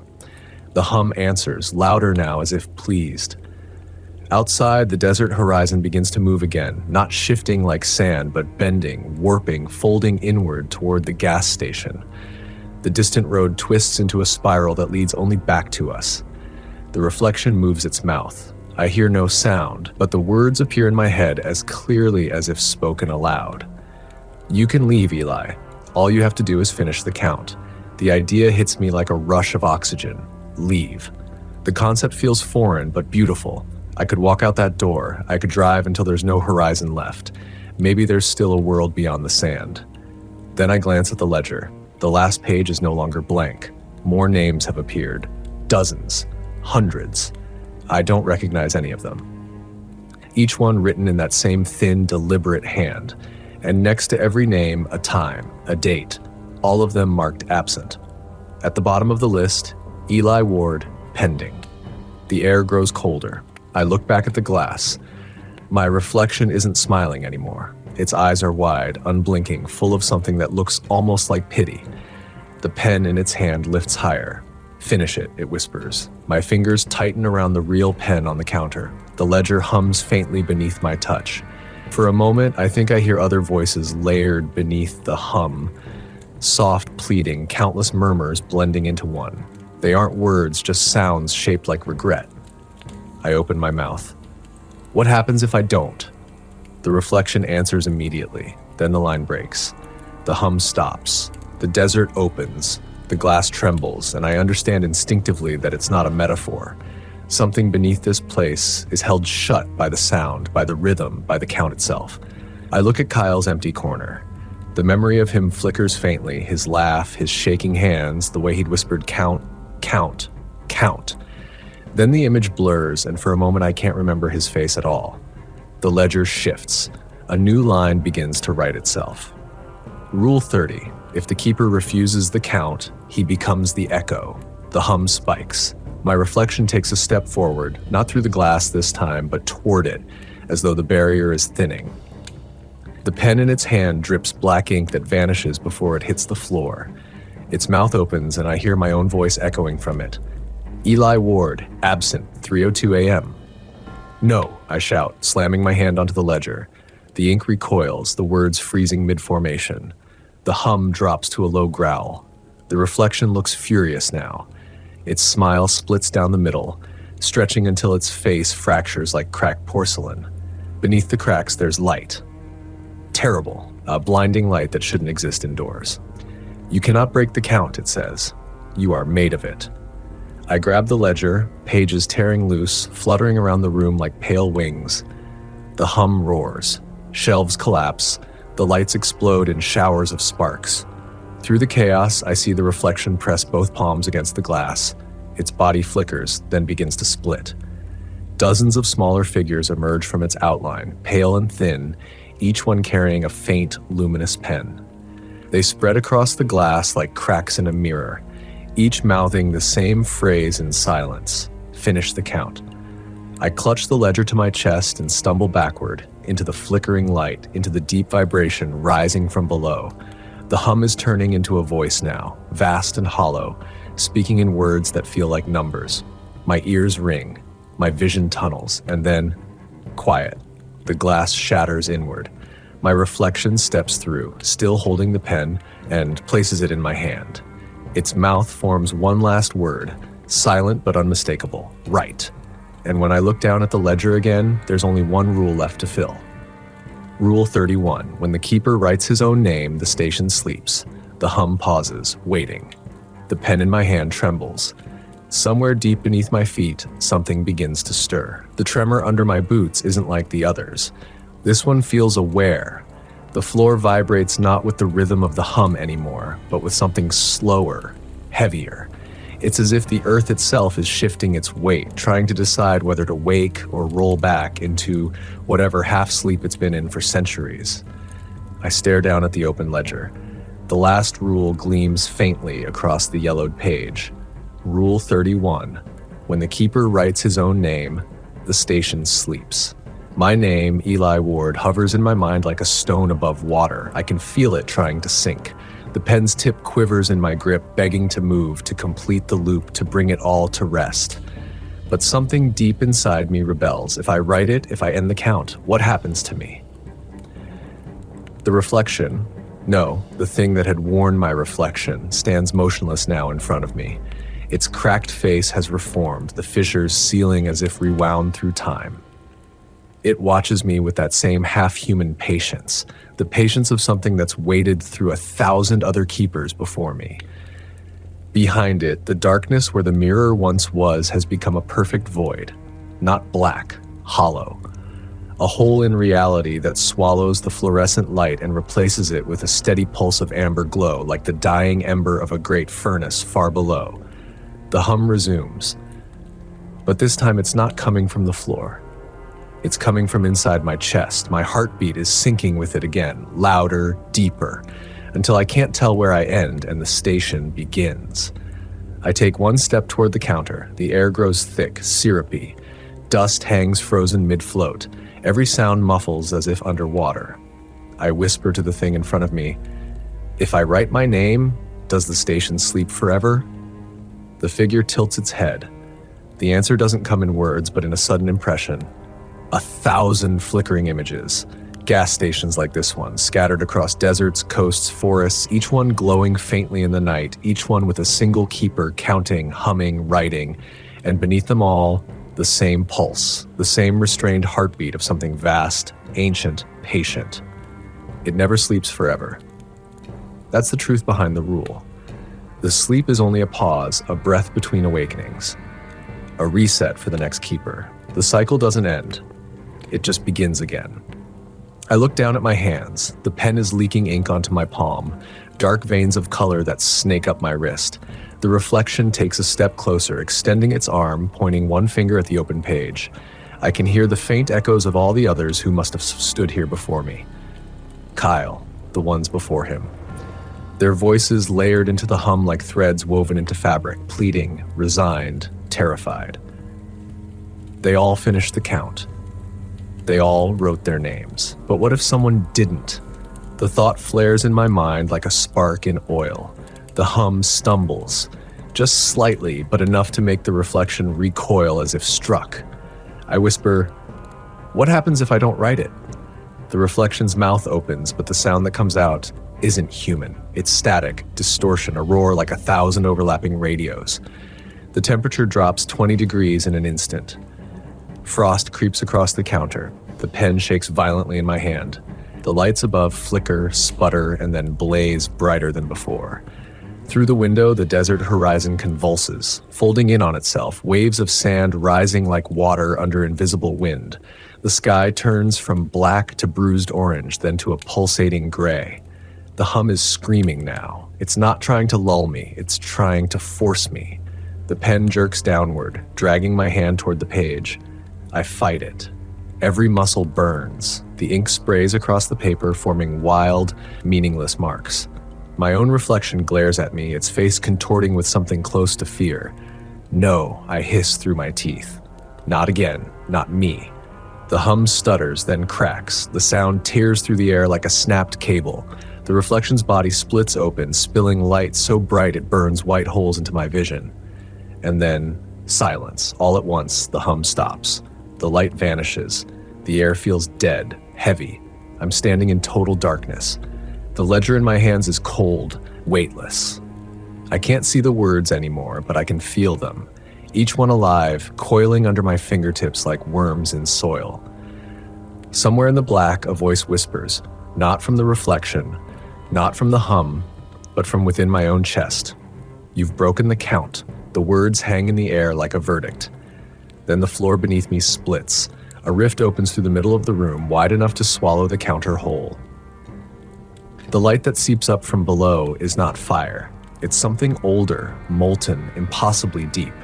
I glimpse shapes moving in it, vast silhouettes with too many limbs, too many faces, their bodies pulsing with the same rhythm that once drove the hum.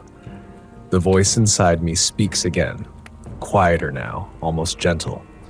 "Now you must take its place." I try to speak, to deny it, but the words dissolve in the heat. My skin prickles as though the air itself is trying to pull me apart. Then, from the depths below, something rises, slow, deliberate. A shape like a column of smoke, or perhaps a spine made of shadow. It reaches toward me, and I understand. There is no quitting, there is no walking away, there is only transfer. My reflection knew that. So did Kyle. So did every keeper before me. Someone has to count. Someone has to hum. The pen floats out of my hand. It hovers in front of me, turning slowly in the dim light. I reach for it, but instead of grasping it, it pierces through my palm like it's slipping into water. No pain, just pressure. The ink crawls up my veins, winding toward my heart. The hum starts again, soft at first, then stronger, louder. I hear the whisper of glass reforming behind me. The mirror returns, smooth and clean. My reflection stands there, me, exactly as I am. Only this time, it's smiling. It lifts its hand, the pen gleaming faintly between its fingers. The ledger closes on its own, and across the last page, new ink begins to form. Eli Ward, present. The station sighs, the hum evens out, and somewhere far beneath the sand, the great thing that waits below rolls over and drifts back into its uneasy sleep. The station settles into silence, but it is not peace. The hum remains, diminished, quiet, patient, but it pulses beneath the floorboards, beneath the walls, beneath me, threading through my bones like a reminder I cannot ignore. I rise from the counter, hands still sticky with ink, and glance at the ledger. The pages are blank again, waiting. The weight of it presses on me like gravity. My reflection watches from the window, calm now, unthreatening in the way a predator might appear to sleep. But I know better. It is still counting, still waiting, still patient. It knows what is required, and so do I. I look around the station. Everything is eerily pristine, as though the chaos from earlier never occurred. Broken shelves restored, shattered glass vanished, fluorescent lights humming steadily. Even the smell, the faint metallic tang that had permeated the air, has returned to normal. But I know the truth. The ledger, the reflection, the hum, they are alive. They remember. They are always awake. I take a step toward the counter. Kyle's name is gone from the page. He has absorbed part of the line now, another count fulfilled. I try not to think about what that means. I tell myself he is safe, or at least as safe as anyone ever can be in this place. But part of me knows safety is an illusion. There's only the shift, the rules, and the counting. The clock ticks. The second hand moves sporadically, never consistent, always skipping ahead. Midnight approaches again. I do not have to wait long to feel the pull, the way the station leans slightly, the air thickening, the hum rising from beneath the floor. The ledger floats toward me, pages fluttering open as if caught in a silent wind. I cannot resist. My fingers close around the pen again. It is warm now, pulsing lightly, as though it knows what is coming. The ink flows into the nib without my will, yet I am compelled to write. I glance at the window. My reflection raises its hand in encouragement, though its face remains unreadable. Outside, the desert stretches endless and black, the horizon a faint line I cannot cross.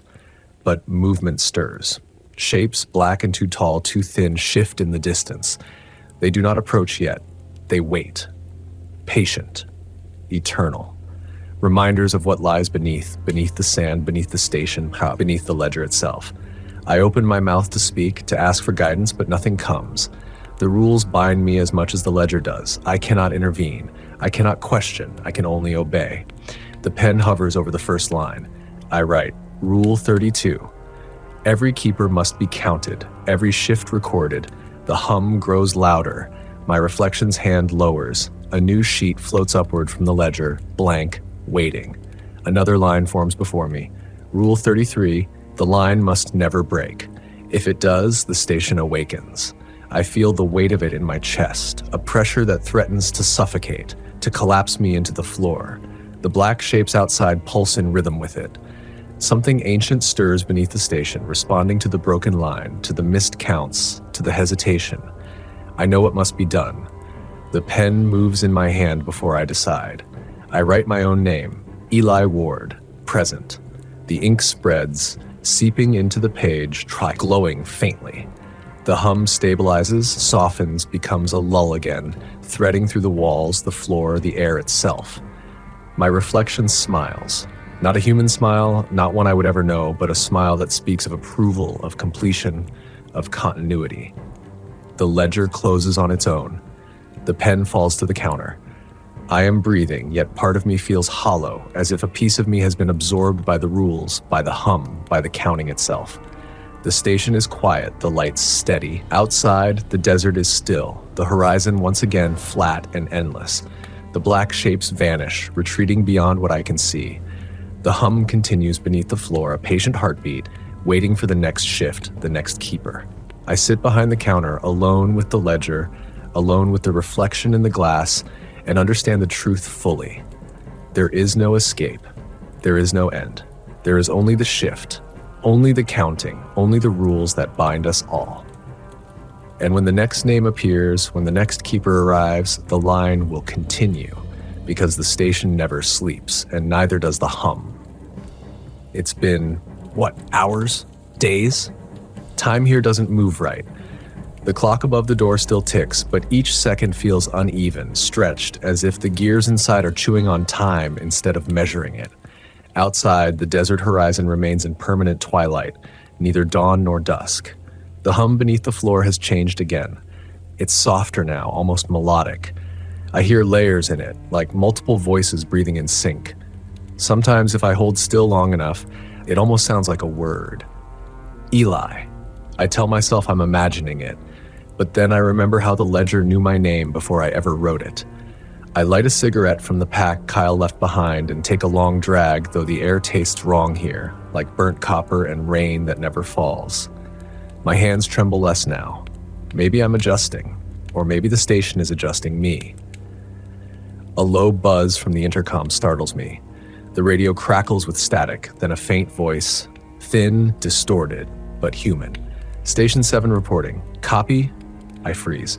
For a moment, I think I'm hallucinating again. No one's ever contacted this place before. I grab the mic. This is, Station 14. Who's this? Silence. Then the voice returns, a little clearer, as though the speaker is right beside me. 14? You're still active? Christ, thought that line was down years ago. My pulse spikes. Who is this? Name's Mason. I'm on shift at 7. If you're hearing this, it means the frequency loop's open again. Don't let it stay that way too long. The frequency loop, a pause.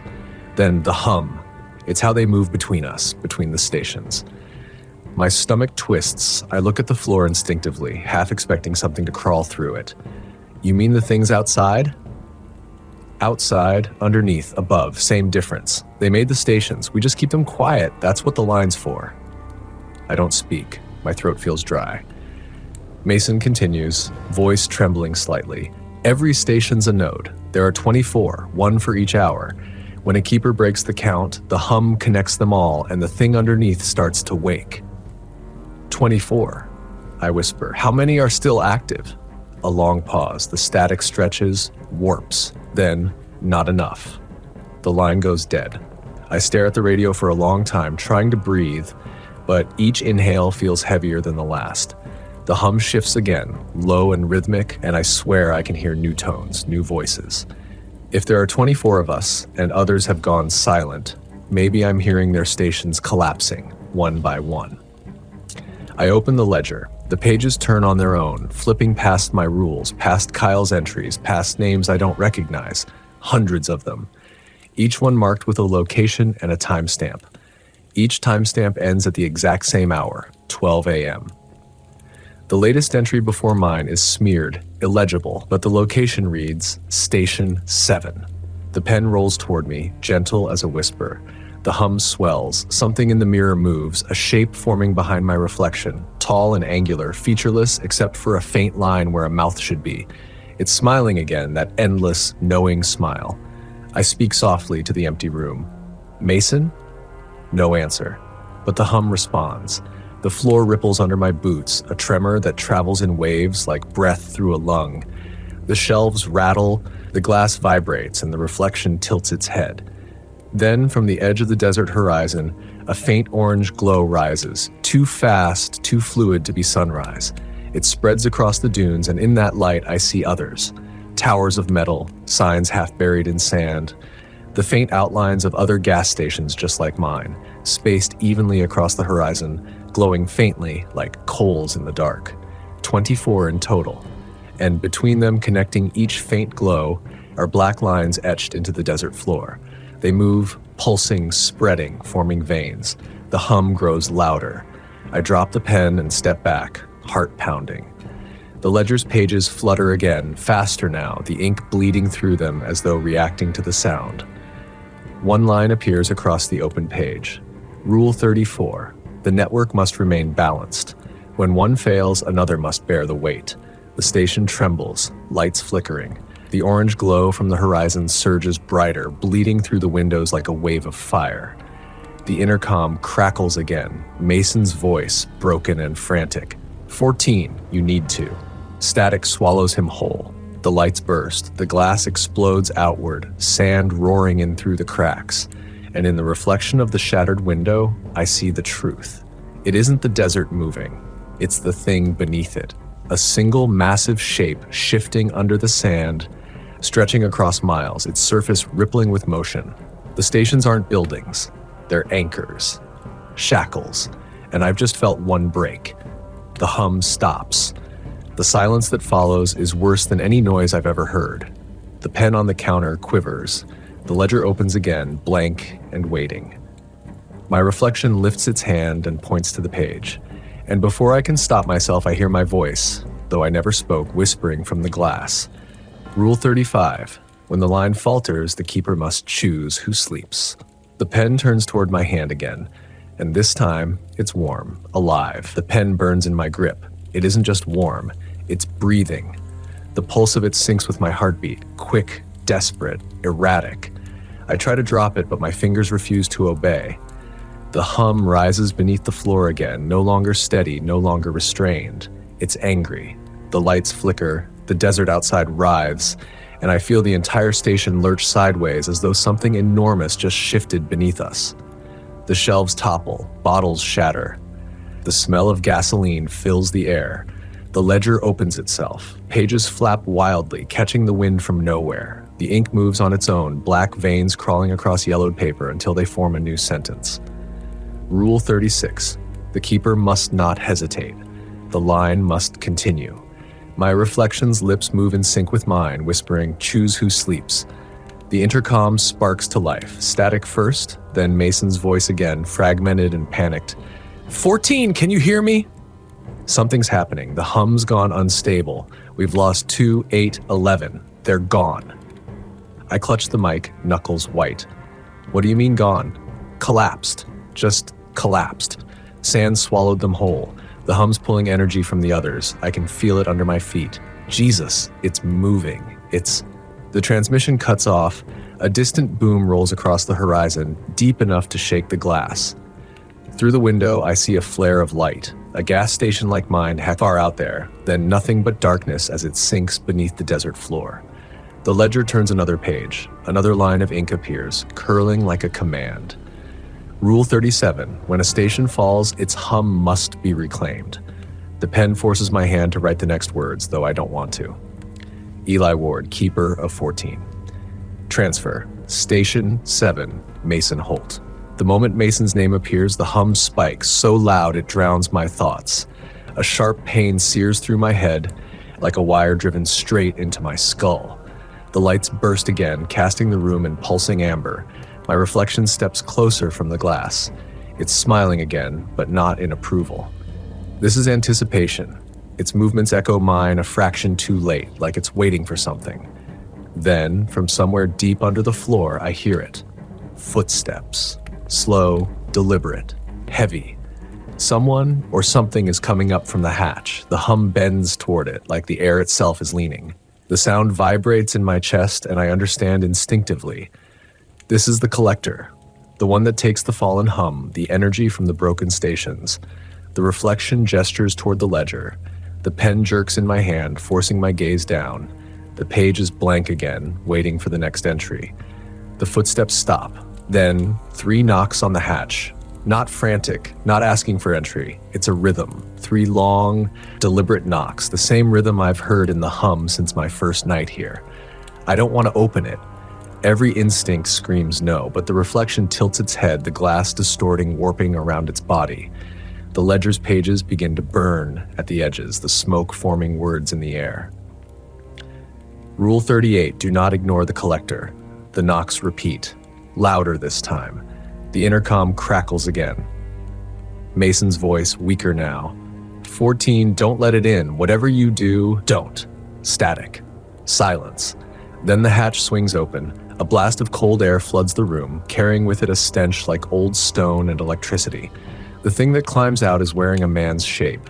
Broad shoulders, dusty uniform, face half rotted but still moving. Eyes like two black mirrors. Its skin glows faintly from within, the same amber hue as the light under the station. It stands there, perfectly still, watching me. When it speaks, the sound doesn't come from its mouth. It comes from the hum itself. You broke the count. My voice trembles. I fixed it. I'm keeping the line.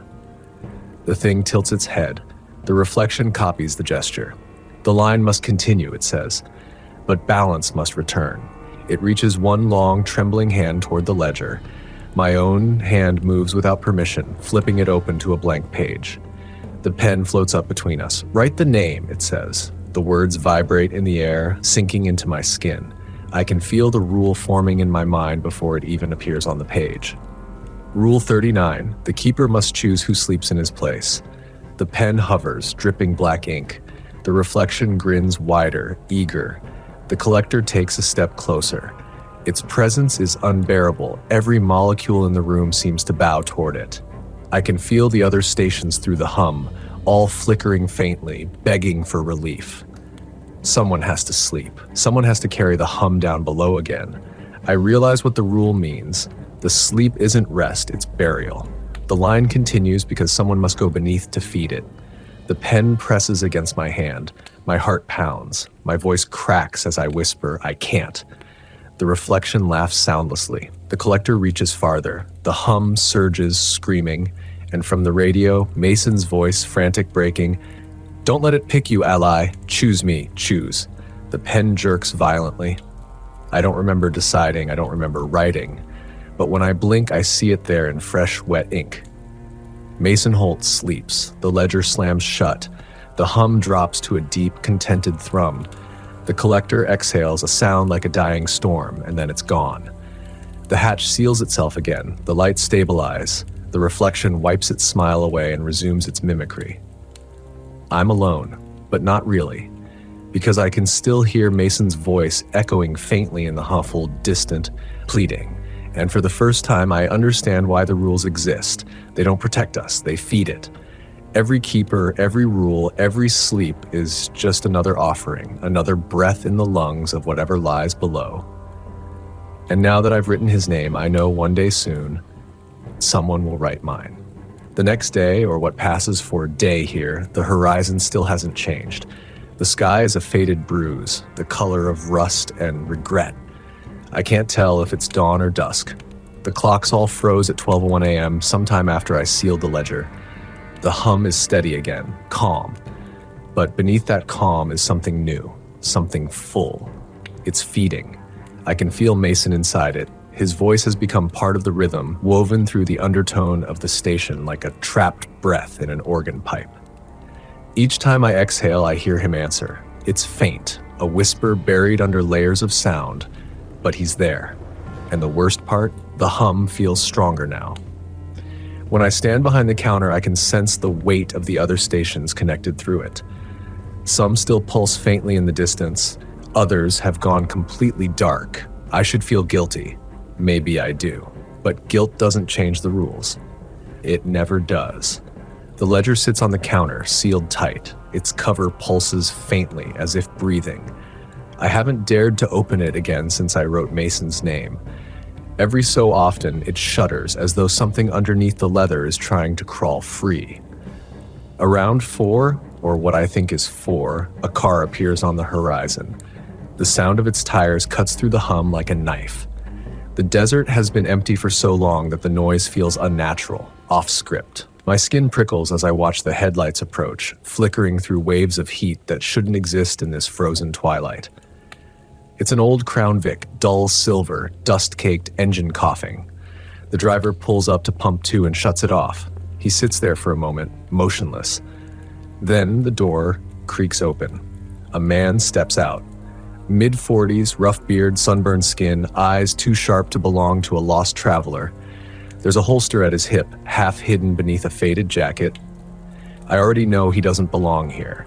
No one who comes here by accident makes it this far. He walks toward the station, boots crunching on gravel.